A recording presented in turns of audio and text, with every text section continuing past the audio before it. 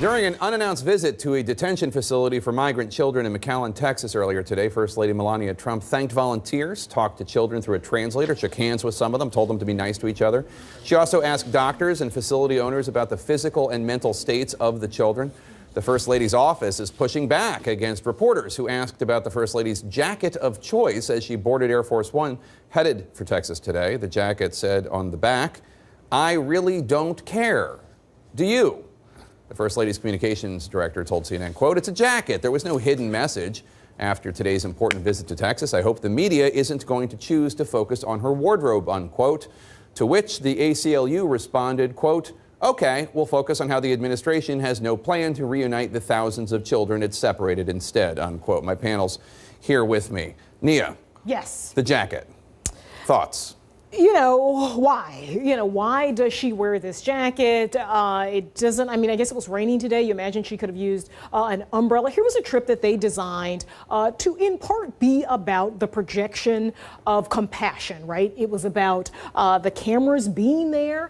They had a press pool with them. They knew that the cameras were going to be there. So the idea that what she's wearing and the sort of image she's projecting with her clothes doesn't matter, I just don't think it really passes the smell test here. I'm sure she has lots of jackets. It's like a $39 jacket from Zara from 2016, I think. It's like an old jacket.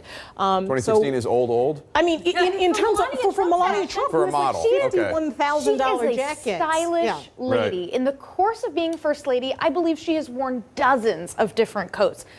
And many of them are beautiful. This one is not. This one is not. And this White House has an incredible ability to take something good that has happened and convert it into something that is a bad story for them. Whether it's last week, a really good news cycle for them coming out of the summit, the North Korea summit, the president's numbers looking good, economy is looking good, and suddenly you decide to implement this policy that's going to take children away from their parents and create a nightmare. Similarly, at a smaller scale, you have a great story today of the First Lady going down, showing compassion for these children, and yet you have this jacket. Why did no one say, maybe pick one of your other beautiful coats, Melania? I just don't understand. Maybe it's a moment of true candor from her. I mean, this administration doesn't care about these kids. They obviously don't care about these kids. Do you think Melania Trump really doesn't care about these kids? Melania Trump, who went down there today. I'm not saying she doesn't. Maybe she's just telegraphing for the world the reality of what's going on, because she's living with Donald Trump,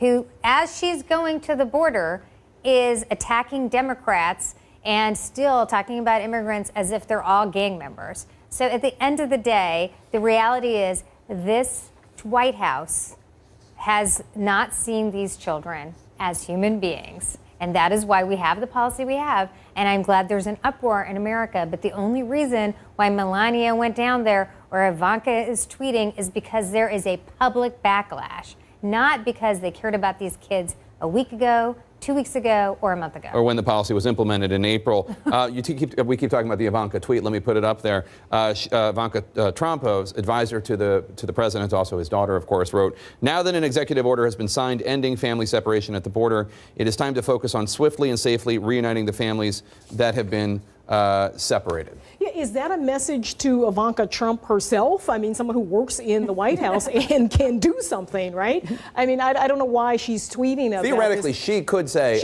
I am going to supervise this and make sure. I can be the head and the face of this. I'm going to coordinate the calling of, DHS and getting everybody together in terms of making this happen.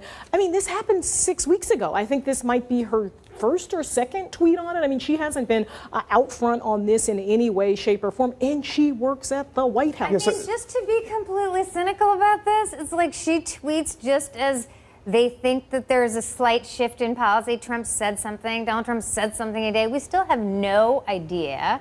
They have no idea how to unite these parents.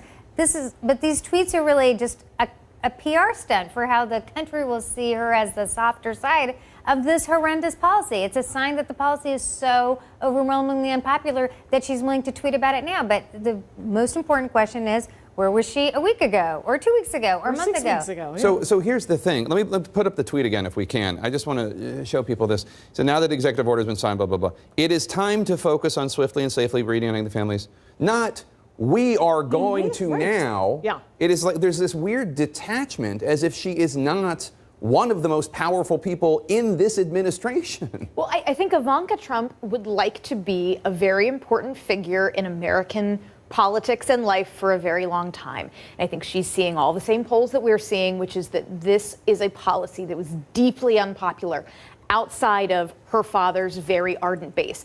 And I think she understands, whether it's this policy or other policies in the past where stories have leaked to the media, Ivanka and Jared are very troubled by the president's policy on transgender kids in bathrooms. Ivanka and Jared are very concerned about the president's decision on climate change. I think she sees where younger Americans are at on a lot of issues and wants to try to preserve her brand so that a few decades from now, she can continue to be a prominent figure in American politics. I'm sorry. This is just gross. Can I just say it's just gross? Like, You we're just did. talking about it being like a PR message and her brand and all this stuff. I mean, at the end of the day, this is a woman who talked about caring about children during the campaign. After the campaign, she said she was a champion of women and kids, day after day, week after week, month after month. She is part of a White House that has designed a policy to rip children from their parents. And she's tweeting about it now when it's a PR disaster. Well, she says it's time to focus on reuniting them. Yeah. It's outrageous, and she should, I mean, we should all reject it as disgusting.